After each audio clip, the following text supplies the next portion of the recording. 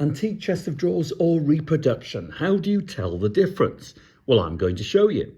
This is a genuine antique chest of drawers, small, pretty version, and made around 1880. Now, I know this, but I'm going to show you how you can know it too, and therefore how you can spot a real antique chest of drawers from a fake reproduction.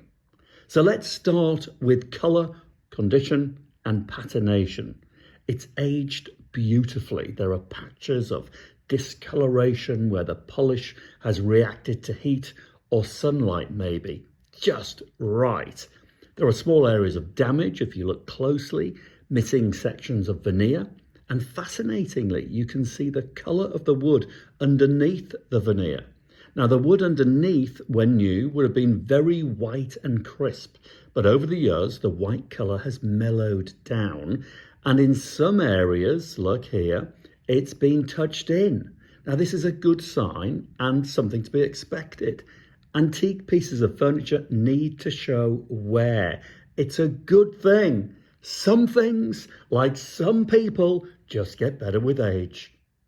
Now, there's a little bit of splitting in the veneer in places, little cracks here and there, and here's a really good example on this drawer. Not that noticeable, but a good sign, possibly even caused from over-eager closing and locking of the panel here. And talking about the panel, examine its colour facing you. It's a nice patination, matches everything else in view. But open the panel, and what do you notice on the back? The colour is very different, and this is very good news. What you're looking at now was pretty much the chest's original colour 140 years ago. But over the last century and a half, the colour on the front has changed with use. Polish, light, a good bit of grime, grease from fingers and dust, all rubbed in and all over. This has, over time, altered the original colour. It's just what you want to see, whereas the area underneath this panel has been protected from the world and it's kept its original colour. Now, isn't that marvellous? Now, what about the drawers? Let me tell you, the drawers will every time reveal secrets, I promise you. Always take a drawer completely out and look at its construction. And oh, the giveaway dovetail joints. Here you'll see evidence of hand cutting. See this line here? It's a scribe mark drawn by the cabinet maker as a measure. He'd then cut the dovetails to the line. The tails are very fine and not perfectly matched. Well, they wouldn't be, would they? They're hand cut, a sign of an antique.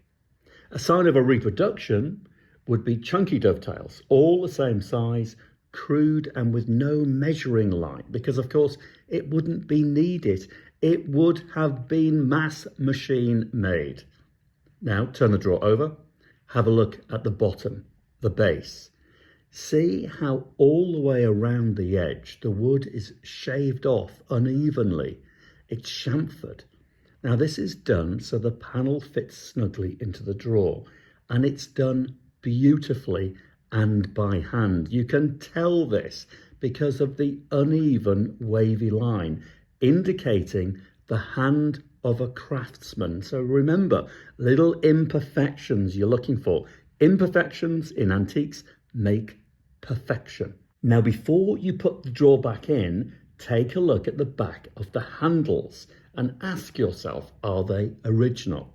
Now, you can tell pretty much straight away. Look for evidence of old handles being in place.